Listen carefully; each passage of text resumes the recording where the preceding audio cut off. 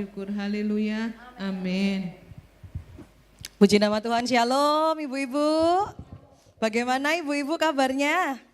Luar biasa, yang merasakan Tuhan ajaib, kita berikan tepuk tangan yang terbaik buat Tuhan, haleluya. Ibu-ibu, hari ini kita masih di dalam tema besar, yaitu memahami atau melihat bersama bagaimana Tuhan Yesus menampakkan diri kepada murid-murid. Dan hari ini kita tiba dalam Yohanes pasal yang ke-21, di mana Yesus menampakkan diri kepada murid-muridnya di Danau Tiberias. Ya, mari kita baca bersama-sama, agak panjang tapi tidak apa-apa. Yohanes pasal 21 ayat 1 sampai 19.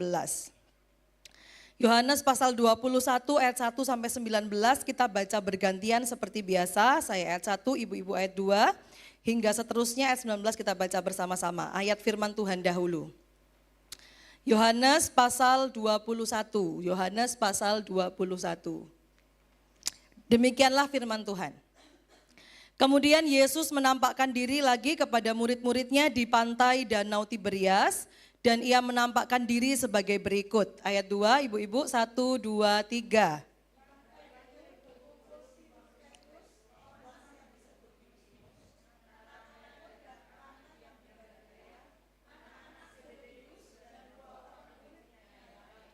Ayat 3, kata Simon Petrus kepada mereka, "Aku pergi menangkap ikan." Ya, kata mereka kepadanya, "Kami pergi juga dengan engkau." Mereka berangkat lalu naik ke perahu, tetapi malam itu mereka tidak menangkap apa-apa. 4, 1, 2, 3.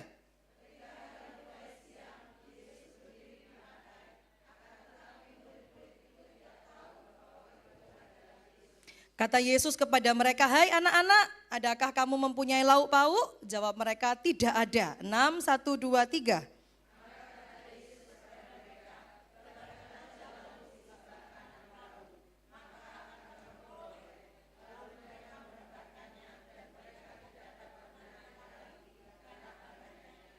Maka murid yang dikasihi Yesus itu berkata kepada Petrus, "Itu Tuhan."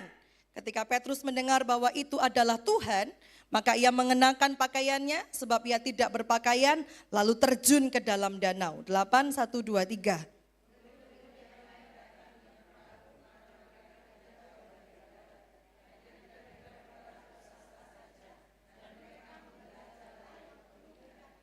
Ketika mereka tiba di darat, mereka melihat api arang dan di atasnya ikan dan roti. 10, 1, 2, 3.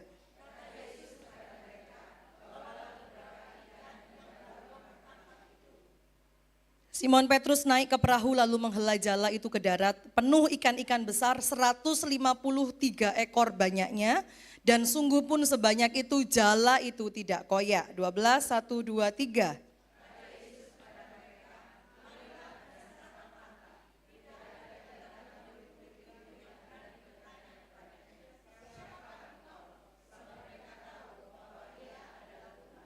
Yesus maju ke depan mengambil roti dan memberikannya kepada mereka, demikian juga ikan itu. 14, 1, 2, 3.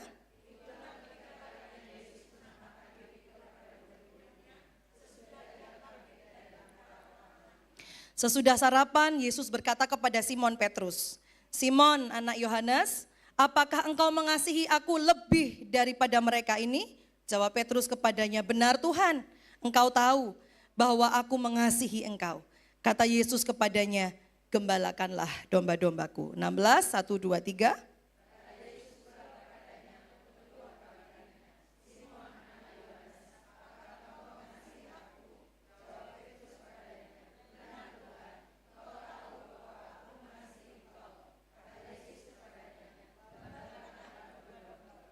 Kata Yesus kepadanya untuk ketiga kalinya, "Simon anak Yohanes, apakah engkau mengasihi aku?" Maka sedih hati Petrus karena Yesus berkata untuk ketiga kalinya, "Apakah engkau mengasihi aku?" Dan ia berkata kepadanya, "Tuhan, engkau tahu segala sesuatu. Engkau tahu bahwa aku mengasihi engkau." Kata Yesus kepadanya, "Gembalakanlah domba-dombaku." 18, 1, 2, 3.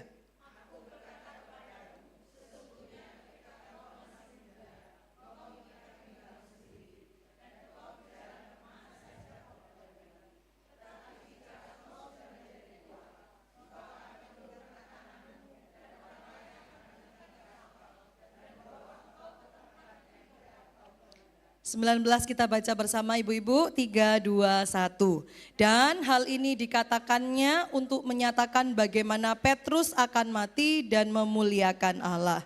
Sesudah mengatakan demikian, ia berkata kepada Petrus, apa saudara? Ikutlah aku. Amin. Ibu-ibu, hari ini kita ada di dalam budaya atau di dalam sebuah zaman yang mengagungkan keberhasilan, begitu ya. Jadi kalau ada yang sukses, ada yang berhasil, itu dipuja-puja, saudara. Tapi kalau ada sesuatu yang gagal, ada sesuatu yang jatuh, ada sesuatu yang tidak sesuai dengan harapan, itu akan sangat mudah disingkirkan. Betul enggak? Di sosial media, kalau kita lihat, saudara ya, kalau ada orang jahat atau orang bercerai, ya kan, itu cepat sekali jadi berita utama, top, saudara. Dan komunitas, pekerjaan itu diam-diam mulai mengcancel, memotong, saudara. Tidak menggunakan orang yang terkena skandal tersebut. Nah, ini dunia kita, ya. Orang itu mudah disingkirkan kalau gagal. Orang itu mudah diasingkan kalau gagal. Orang itu mudah ditolak suatu komunitas kalau gagal. Dan budaya ini itu juga terjadi di gereja. Contoh apa? Sama, saudara. Kalau ada orang cerai, ya, kalau ada rumah tangga bertengkar, kalau ada anaknya si ibu A ini loh, anaknya sekarang gak tahu di mana, wes gak pernah kerja, wes begini dan begitu, saudara. Kegagalan itu sangat cepat tersiar, terkabar. Dan kita diam-diam mulai menghindari, saudara ya. Kita mulai menghindari orang yang gagal ini. Nah, itu gereja. Ternyata budaya ini juga masuk ke dalam gereja, ke dalam sekolah-sekolah teologi. Kalau ada anak mahasiswa teologi yang gagal, dengan gampang saja, saudara ya. Sekolah akan memutuskan hubungan kerjasama atau keterikatan mereka, dibiarkan. Wes tidak tahu kamu akhirnya jatuh dalam dosa yang lebih dalam, atau mau bagaimana, wes terserah, yang penting aku tidak mau tahu. Nah, itu kita sekarang, saudara.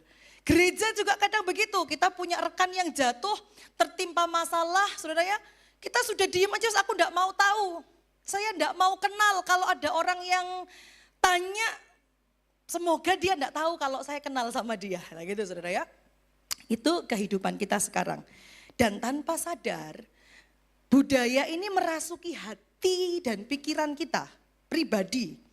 Ketika kita gagal menjadi ibu yang baik, ketika kita gagal menjadi istri yang baik, ketika tanpa sadar kita berbicara omongan yang kasar kepada suami, kepada anak, tatkala kita gagal menjadi menantu yang setia, kita kadang-kadang gagal menjadi mertua yang dihormati, gagal menjadi hamba Tuhan yang diteladani. Saudara, dalam hati kita yang paling dalam, nyatanya ada bisikan ketakutan. Apakah Tuhan akan meninggalkan aku? Apakah Tuhan akan menghukum aku? Apakah Tuhan masih mau memakai aku? Betul, saudara? Kita tidak jujur, maksudnya kita tidak secara terbuka mengatakan ketakutan itu. Tapi ketika kita melakukan kegagalan, di rumah misalnya kita bertengkar dengan suami, kita masuk ke dalam gereja dan kita melihat orang-orang gereja itu seperti kasak kusuk, kita sudah merasa ini pasti ngomong no aku ini. Mereka pasti tahu masalahku, mereka itu pasti tahu buruknya aku ya. Dan kita mulai takut untuk ditolak, demikian juga kepada Tuhan. Kita mulai menghindari pelayanan, kita mulai menghindari orang-orang yang mungkin akan membawa kita semakin dalam dengan Tuhan, kita rasa malu, saudara. Nah, di Yohanes pasal 21 kita melihat Yesus itu mendatangi, Yesus itu menampakkan diri kepada murid-murid di Danau Tiberias. Kepada murid-murid yang notabene itu gagal, saudara. Kenapa mereka gagal? Ini murid-murid yang kembali kepada kehidupan yang lama. Mereka sudah dipanggil oleh Tuhan untuk menjadi penjala manusia. Tapi nyatanya setelah Yesus mati mereka kembali, saudara, menjala ikan. Harusnya mereka pergi menjala manusia. Tapi ternyata mereka gagal. Mereka kembali dalam kehidupan yang lama menjala ikan. Lihat, saudara. Yesus tidak melupakan mereka yang gagal. Yesus menghampiri mereka dan melakukan sesuatu yang mereka pernah alami. Ibu-ibu, kalau ibu-ibu tadi baca ya, kan mereka ini mencari ikan, terus semalam-malaman gak dapet. Ibu-ibu ingat gak kisah ini ada di mana? Pada waktu apa? Pernah gak Yesus melakukan itu? Pernah kan saudara ya? Ini ada di Lukas pasal 5 kalau saudara baca. Itu yaitu ketika Yesus memanggil mereka awal. Dan kini ketika mereka kembali kepada kehidupan lama, Yesus itu kembali seperti ketika Yesus mendatangi mereka sejak awal. Lukas pasal 5, saudara lihat. Mujizat menangkap ikan di awal pelayanan. Yang 21 mujizat serupa setelah kebangkitan dilakukan lagi. Pada waktu itu Yesus bilang jangan takut. Pada waktu itu Yesus memanggil mereka untuk menjadi penjala manusia. Dan jala hampir robek, Lukas pasal 5 berkata. Tapi Yohanes pasal 21 mencatat hal yang lain. Jala itu tidak robek, saudara. Jadi ini kalau kita mau apa ya? Kita mau bicarakan lebih dalam. Ayat ini itu sangat dalam, sangat banyak ya. Tentang ikan yang jumlahnya 153, tentang jala yang tidak koyak itu macam-macam, saudara.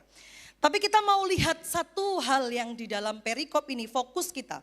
Yesus itu mendatangi orang-orang murid-murid yang gagal. Tapi ada satu pribadi yang diajak ngobrol lebih dalam. Siapa namanya saudara? Petrus. Ya, fokus kepada Petrus yang gagal. Lebih dari mencari murid-murid Yesus dalam pasal ini secara spesifik berdialog dengan satu pribadi yang gagal namanya Petrus. Saudara kita lihat bersama-sama. Adakah kita mendapati gambaran hidup kita di dalam kegagalan Petrus? Kegagalan Petrus, poin yang pertama. Ya, ayat 3 berkata Simon Petrus berkata kepada mereka. Ini Petrus ngomong kepada murid-murid yang lain. Aku mau nangkep ikan. Sudah lihat ya. Ini Petrus yang dulu ngomong Tuhan. Sekalipun semua orang meninggalkan engkau, aku sekali-kali tidak akan meninggalkan engkau. Betul saudara ya? Tapi ketika Yesus mati, dia kembali. Yang pertama ngajak nangkep ikan siapa saudara? Petrus. Aku mau nangkep ikan. Terus mereka bilang, aku ikut ya. Akhirnya mereka menangkap ikan, tetapi malam itu mereka tidak menangkap apa-apa.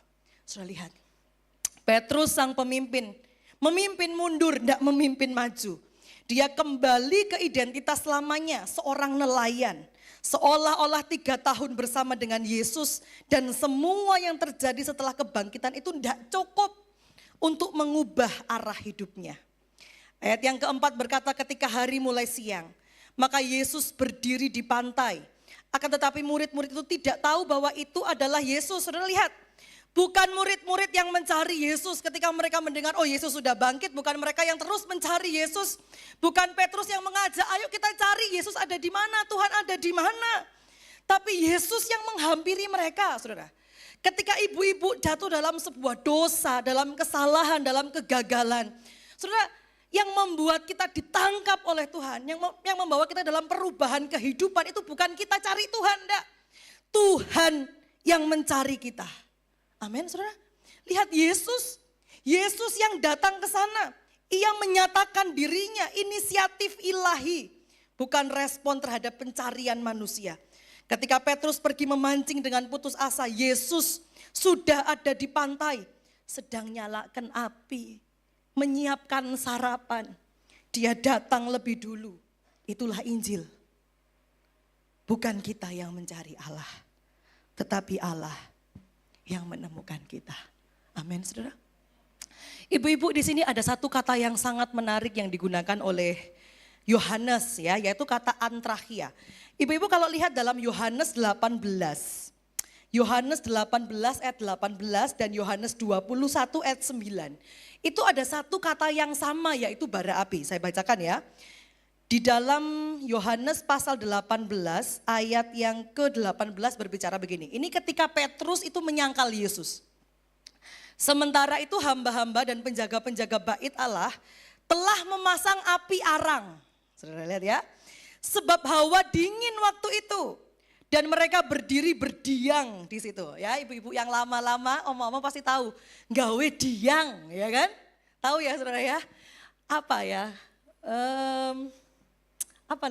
berdiam itu apa ya namanya ya?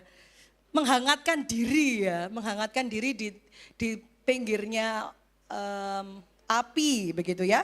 Mereka berdiam di situ. Nah, juga Petrus berdiam bersama-sama dengan mereka. Nah, ini ketika dia menyangkal, aku tidak kenal Yesus. Begitu ceritanya saudara. Dan kata api arang itu diulangi di Yohanes pasal 21 ayat yang ke-9. Ketika mereka tiba di darat, mereka melihat api arang dan di atasnya ikan dan roti. Saudara lihat ya. Yesus itu, wah hikmatnya luar biasa saudara. Pada waktu Petrus menyangkal Yesus, Yesus tahu betul apa yang terjadi, suasana apa yang dia alami. Ketika Yesus mendatangi Petrus, ngapain Yesus itu bikin api arang saudara? Ini bukan hal yang kebetulan. Yesus ingin mengingatkan Petrus akan hal yang sudah dia alami, akan kegagalannya. Tapi hal ini berbeda. Yesus datang bikin api arang bukan bilang, lihatan ingat toh kamu pernah salah sama aku. Enggak saudara. Yesus bikin apa? Sarapan. Dia kasih kepada Petrus. Nah ini Tuhan kita. Ini Tuhan kita saudara. Pengulangan yang disengaja. Ini menunjukkan bahwa di api arang Yohanes pasal 18. Petrus mengalami penyangkalan. Dia menyangkal. Dan di api arang pasal 21. Dia mengalami rekonsiliasi. Hidupnya dipulihkan bersama dengan Tuhan. Sebuah percakapan yang intim, sebuah percakapan yang sangat dekat antara Yesus dan Petrus dalam pasal ini. Jadi ini adalah situasi yang intim Yesus dan Petrus. Petrus tahu betul saudara, bau arang. Ya ibu-ibu, ginilah kalau ibu-ibu itu punya mama ya dulu ya, punya orang tua. Waktu ketika kalau mereka itu suka pakai parfum misalnya. Nah satu kali kita lewat atau kita berkumpul dengan orang, terus kita cium parfum yang sama. Nah kita ingat siapa saudara? Wah iya ini ingat mamaku ini. Ini parfum yang biasanya dipakai mamaku, betul ya saudara ya? Atau dulu kalau kita suka masakan favorit, nah ketika kita sekarang sudah dewasa, sudah usia, lalu kita masak masakan itu, wah kita teringat lagi kepada mama kita, kepada orang tua kita. Saudara lihat ya. Nah Yesus itu melakukan hal yang sama. Petrus itu tahu betul baunya asap arang itu tahu betul saudara. Itu mengingatkan dia akan penyangkalannya, akan kebodohannya. Dan Yesus mendatangi dia dan melakukan peristiwa yang persis saat ia mengalami kegagalan. Bara api yang menjadi saksi kegagalannya sekarang menjadi saksi pemulihannya.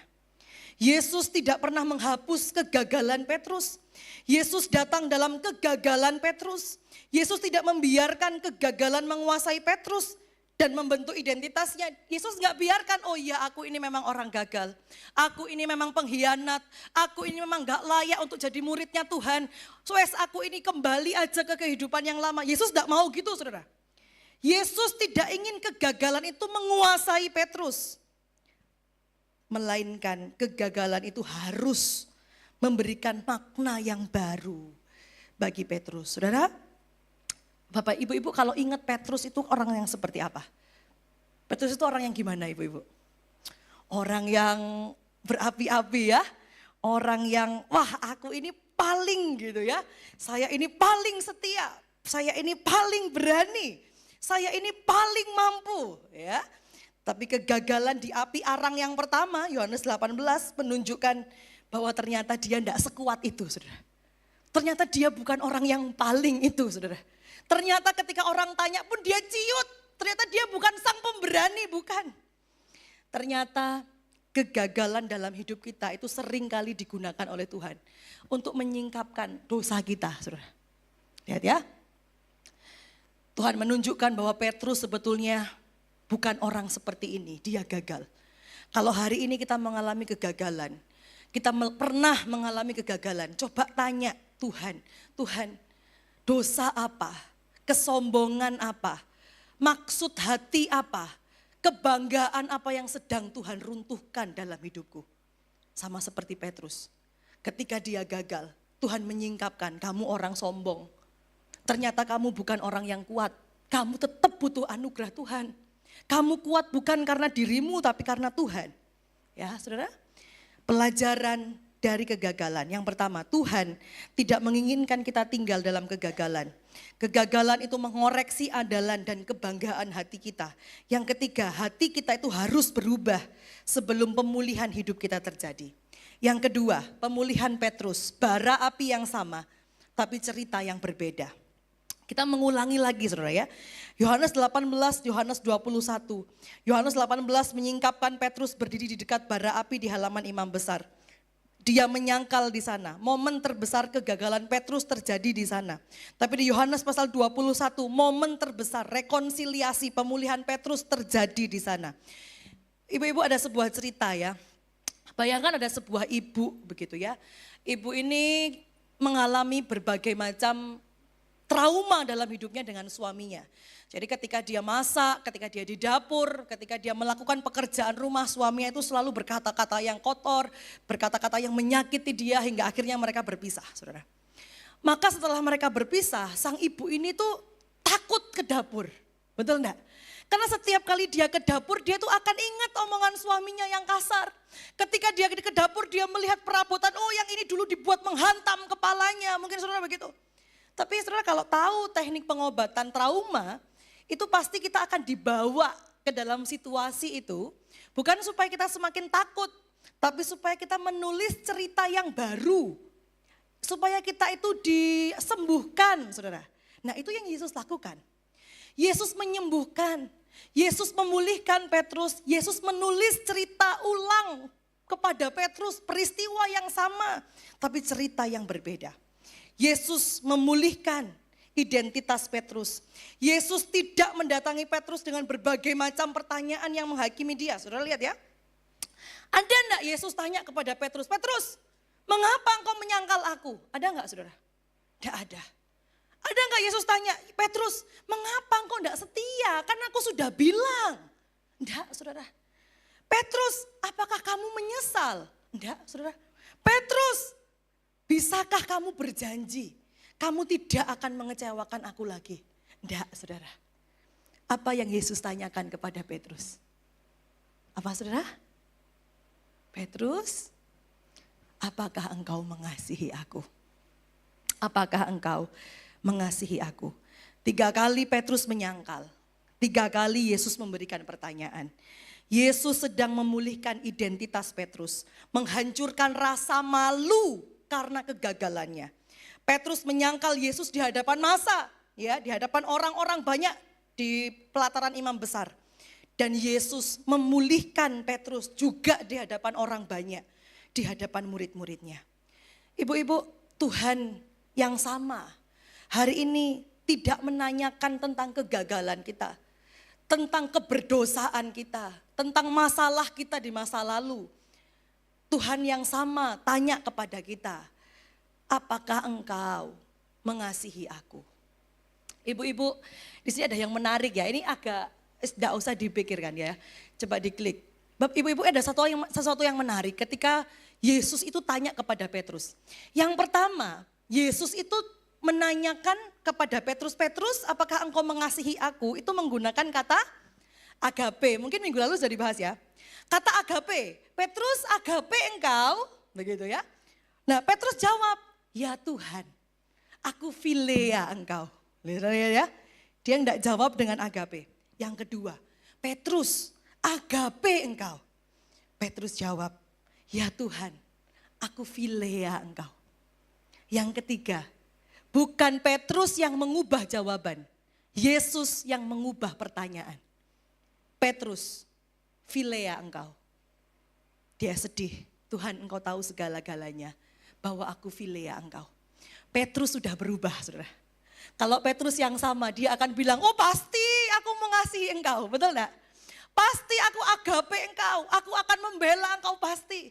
Tapi lihat saudara di sini, bahkan dengan sedih Petrus bilang, Tuhan aku enggak bisa agape engkau, aku hanya bisa philea engkau.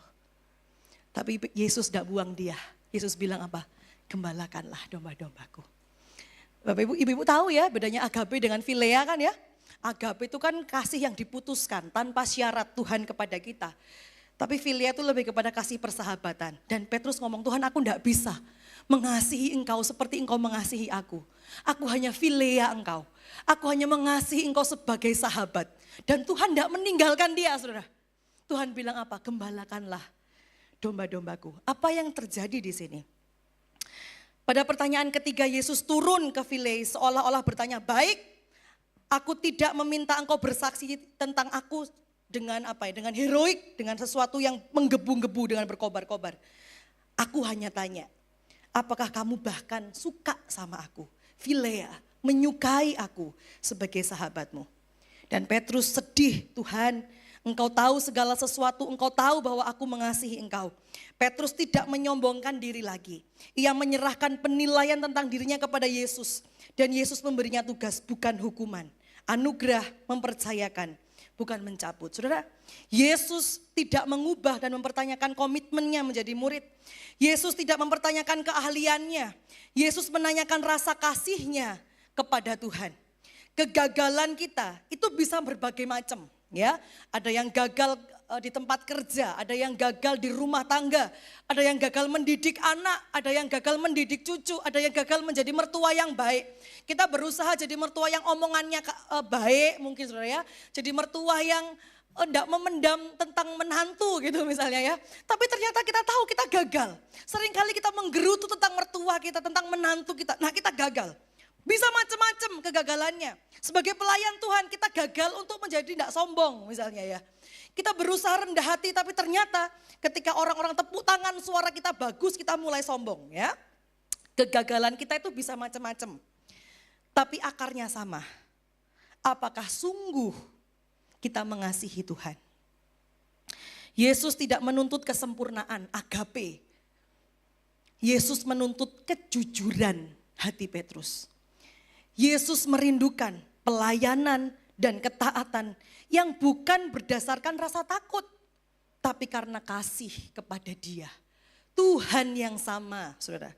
Tanya kepada kita hari ini, apakah engkau mengasihi aku? Ibu-ibu, adakah saat ini bara api dalam hidup kita?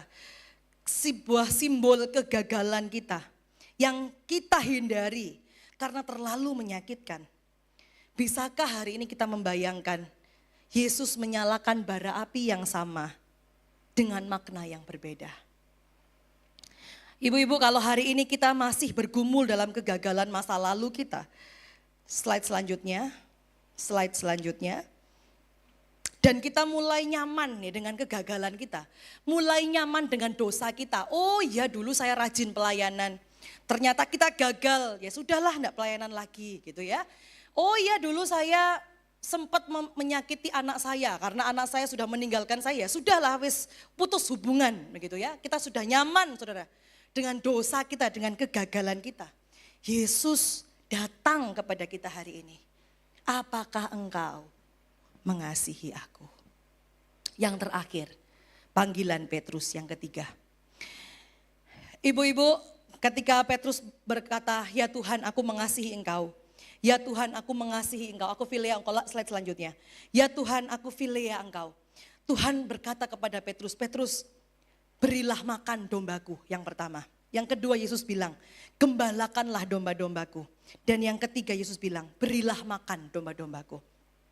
Sekalipun Petrus mengasihi Yesus, itu tidak seperti kasih yang Yesus inginkan, tapi Yesus memanggil dia, Yesus memakai dia, Yesus memulihkan dia, dan memberikannya sebuah tugas yang baru.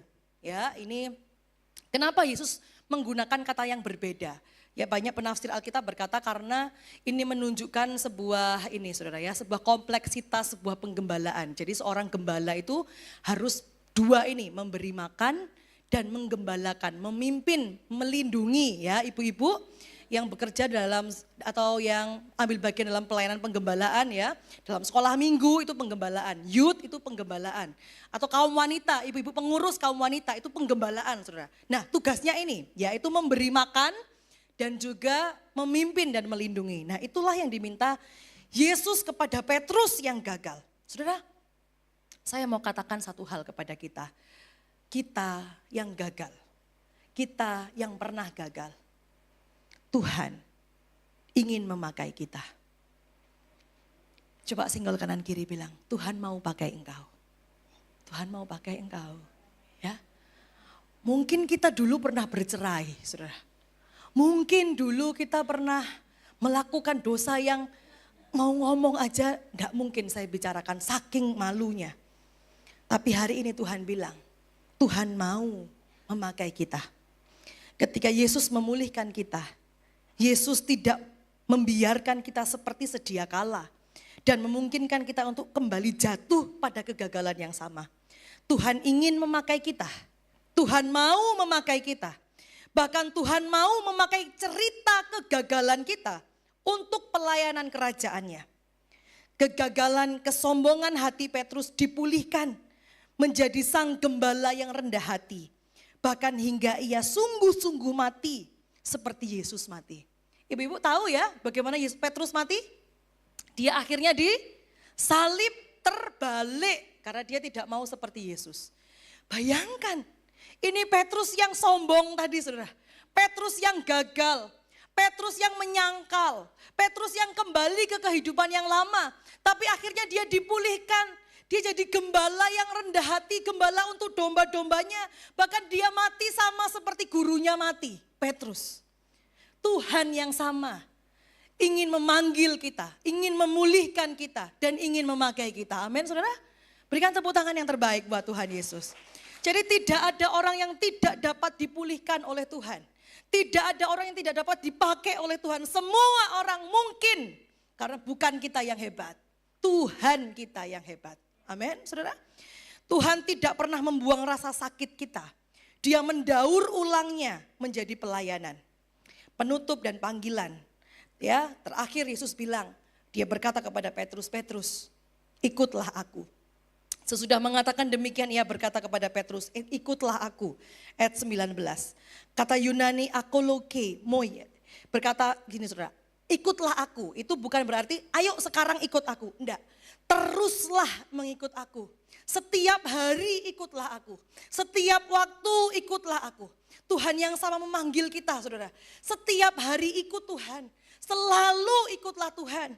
Jangan pernah kita meninggalkan jalan kita. Pengiringan kita kepada Tuhan. Jangan pernah ikutlah Tuhan. Panggilan yang pertama dan terakhir menggunakan kata yang sama.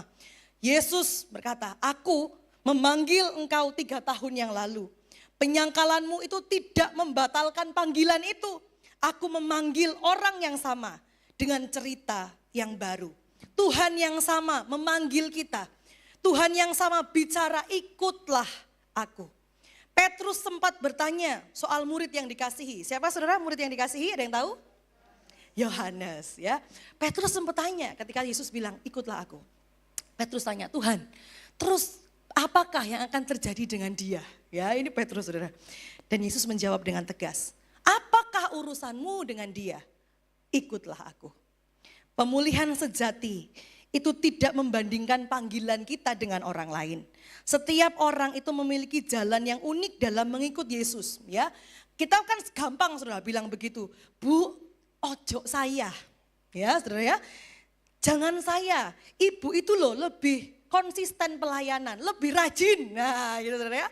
Jangan saya Bu, saya ini nggak bisa pelayanan, saya ini nggak bisa. Ibu itu loh lebih rajin, betul enggak ya? Ibu itu loh lebih sabar, jangan saya ini emosian ya. Jangan dikasih ibu itu lebih sabar, ibu itu saja. Oh, ibu yang itu saja, dia enggak pernah membuat kesalahan yang besar seperti saya. Saya ini pernah cerai Bu, saya ini pernah berdosa Bu, saya ini pernah gagal Bu, jangan saya. Ibu itu saja, saudara. Itu kita kan? Sama seperti Petrus. Petrus bilang, apa yang terjadi dengan dia? Ibu-ibu, dan ketika kita larut dalam perbandingan, kita lupa untuk mendengar panggilan kita sendiri. Yesus memotong perbandingan Petrus dengan keras, tapi penuh kasih. Apa urusanmu dengan dia? Ikutlah aku. Hari ini, saudara fokus dengan panggilan Tuhan. Sudah enggak usah mikir si A, si B ya, ibu A, ibu B. Loh kok enggak dia aja, kok enggak itu. Saudara ya, fokuslah kepada panggilan Tuhan. Apakah urusanmu dengan dia? Ikutlah aku. Setiap kita dipanggil untuk mengikut Yesus, bukan mengikut standar orang lain, bukan berlomba dengan pencapaian orang lain, bukan membandingkan luka kita dengan luka orang lain. Kita dipanggil secara pribadi oleh Tuhan. Ibu-ibu, apakah kita sedang menunggu hidup kita sempurna sebelum kita merasa layak mengikuti Yesus sepenuhnya? Apakah ada alasan yang kita gunakan untuk menunda? Tanyakan dalam hati saudara. Ibu-ibu, perbandingan apa yang sering kita buat yang membuat kita merasa tidak cukup layak untuk dipanggil seperti Petrus? Atau jika Yesus berkata kepada kita hari ini, ikutlah aku dengan semua luka, semua kegagalan, semua rasa malu, apakah respon kita hari ini? Budaya masa kini, kita kembali ke awal tadi. Satu kesalahan bisa viral, betul ya? Dan mendefinisikan identitas kita selamanya. Nah, saya langsung ingat saudara ya. Ini, ibu-ibu ingat enggak? Kalau ini kan di sosial media ya. Setiap kali anaknya Ahmad Dhani itu menikah, saudara. Betul enggak? Ayo, setiap kali anaknya Ahmad Dhani menikah pasti siapa yang dibully, saudara? Ahmad Dhani dan siapa? Dan Mulan Jamila, betul enggak? Setiap kali ada acara anaknya, balik saudara, diingat kembali kesalahannya dulu, betul enggak? Loh, itu kenyataan saudara. Kembali video-video lama itu diingatkan lagi, kalau kamu itu pelakor kan itu saudara. Nah ini dunia kita, begitu cepat viral dan itu mendefinisikan identitas kita, itu sudah puluhan tahun tetap orang bicara itu pelakor, kan gitu saudara. Kita di cancel, kita dicoret dari jaringan karir dan komunitas. Kamu sudah gagal, kata dunia, maka kamu tidak berguna. Pemulihan hanya mungkin terjadi jika kamu bisa membuktikan diri kembali. Baru saudara kita diangkat, betul ya? Tapi Injil Kristus itu berbeda. Kesalahanmu diketahui Allah sepenuhnya. Dan ia tetap datang kepadamu. Kamu dipulihkan, diberi nama baru, dan diutus kembali. Kamu sudah gagal, iya, maka aku datang memulihkan kamu. Pemulihan adalah anugerah, bukan hasilmu, tapi karyanya. Yesus yang menjumpai kita dalam kegagalan kita, dia tidak menghakimi kita sebab ia sendiri telah menanggung kegagalan kita di atas kayu salib. Yesus yang sama menjumpai murid-murid dalam kelelahan mereka, kini menjumpai kita dalam kelelahan yang mungkin disebabkan karena kita telah kembali dalam hidup lama kita. Yesus yang telah mencurahkan darahnya untuk menebus umatnya, memanggil dan mengundang kita untuk menggenapi misinya. Gembalakanlah domba-dombaku. Yesus tidak menghakimi, tetapi ia memulihkan. Hari ini, Yesus tidak berdiri di pantai dengan jari menunjuk engkau. Dia berdiri di depan api arang. Anugerah Allah menyediakan roti dan ikan bagi jiwa kita yang lelah. 3 langkah pemulihan. Buang jala usaha mandiri kita. Bergantung kepada Tuhan. Datang kepada Dia. Akui saudara. Luka dalam hati kita. Kegagalan masa lalu kita. Dan yang ketiga, mari terima tugas yang baru dari Tuhan.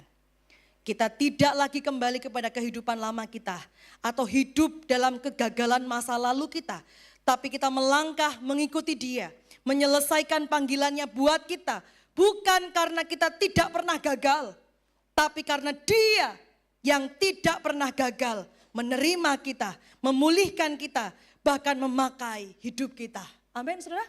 Berikan tepuk tangan yang terbaik buat Tuhan kita. Kamu tidak terlalu rusak untuk dipulihkan. Kamu tidak terlalu jauh untuk dipanggil kembali. Kamu tidak terlalu gagal untuk dipakai. Karena Ia yang berdiri di pantai itu bukan pengadil yang menunggu pengakuan dosa-dosamu. Ia adalah Tuhan yang bangkit, yang sudah menyiapkan api dan sedang menunggumu pulang. Yohanes 21 ayat 19 berkata sama-sama, ikutlah aku. Saya mengundang pemain musik WL Singer untuk maju ke depan. Saya mengundang ibu-ibu untuk bangkit berdiri. Ibu-ibu, sebelum saya menutup firman Tuhan ini, mari tanyakan dalam hati kita slide yang terakhir. Di manakah posisi kita sekarang? Yang pertama, kita yang ada dalam kehidupan lama. Kita yang telah kembali kepada kehidupan lama kita. Lama melupakan panggilan Tuhan. Hari ini Tuhan memanggil kita kembali. Tuhan katakan, ikutlah aku. Jika ada di antara kita yang terjebak di dalam kegagalan, kita yang terjebak dalam kegagalan masa lalu kita, merasa malu dan tidak berarti. Apakah yang Yesus singkapkan tentang hati kita melalui kegagalan kita? Mari datang kepada Tuhan dengan hati yang jujur dan terbuka. Tuhan, Engkau mengetahui segala sesuatu. Atau kita, saudara, yang saat ini melayani Tuhan, kita bekerja untuk keluarga, tapi kita membawa beban kegagalan masa lalu kita sampai sekarang. Yesus menyediakan makanan, menyapa kita dan bertanya, apakah engkau mengasihi aku? Yang terakhir, kita yang seringkali melihat orang lain gagal, adakah kita mengambil bagian menyiapkan bara api pemulihan bagi saudara kita? Ataukah sebaliknya kita sama seperti dunia, kita meninggalkan mereka begitu saja dan lupa bahwa kita juga pernah gagal. Tuhan Yesus